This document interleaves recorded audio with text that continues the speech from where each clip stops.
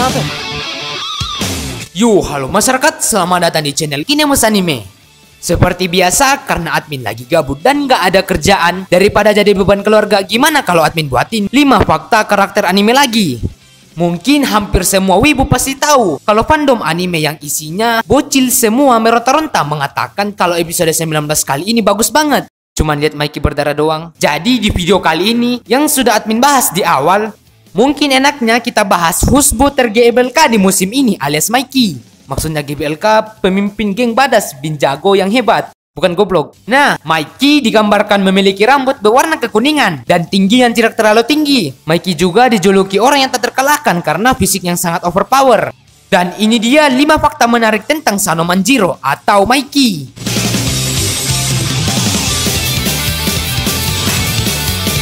Di fakta menarik yang pertama, dia cuman bisa otot.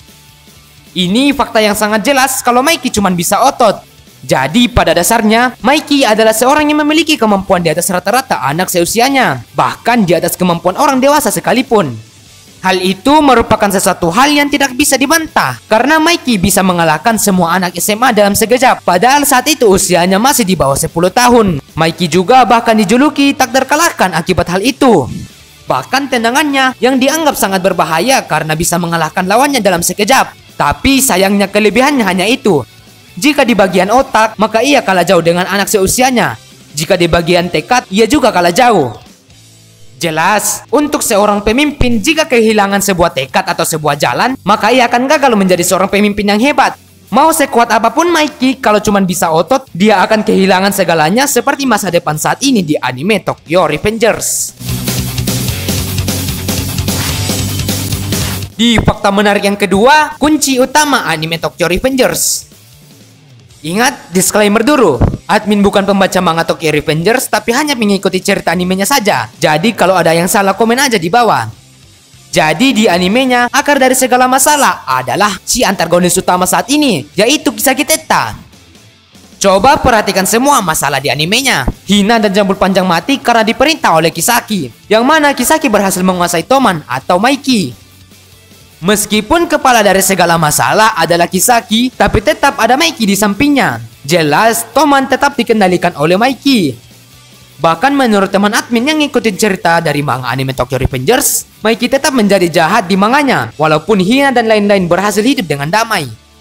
Kemungkinan besar, di ending atau arc terakhir dari anime ini, bisa saja Takemichin akan melawan Mikey sebagai last boss di cerita Tokyo Revengers. Di fakta menarik yang ketiga, mental yang masih sangat labil.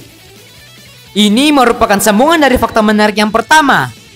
Sudah jelas kalau Mikey masih sangat labil. Yang dimaksud di sini bukan usia, tapi mental seseorang.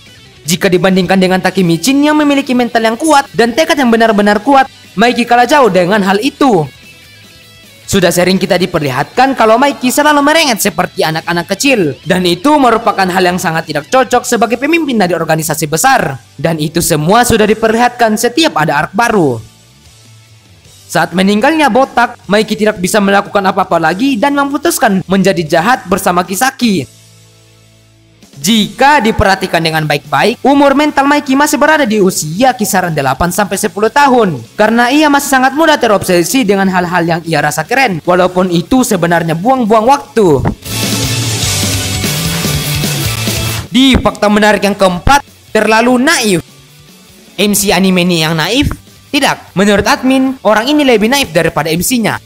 Ingat, definisi naif bukan lemah, tapi naif adalah ketika seseorang merasa bisa tapi sebenarnya tidak bisa dan tidak masuk akal. Dan jelas karena dia terlalu percaya diri dari kemampuannya dan tidak mengetahui kekurangannya sebagai pemimpin dari organisasi yang sangat besar. Ia yang mempunyai cita-cita yang sangat tinggi bisa dengan mudahnya pudar begitu saja hanya karena orang terdekatnya meninggal.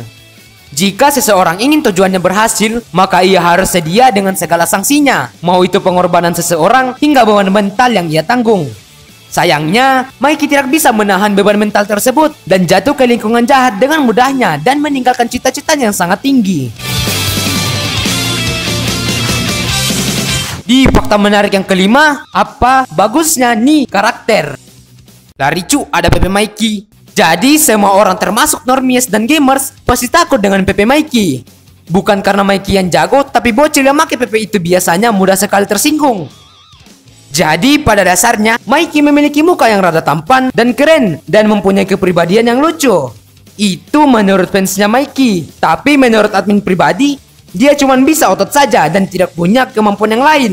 Tapi kan bang, dia kan gak suka mukulin cewek. Lah, admin kan salah satu pendukung kesetaraan gender. Seperti Lord Kazuma, dia perlu mengalah dengan cewek. Semua manusia dianggap setara. Walaupun begitu, ia masih bisa lah dianggap orang baik. Kalau gua berubah pikiran ya.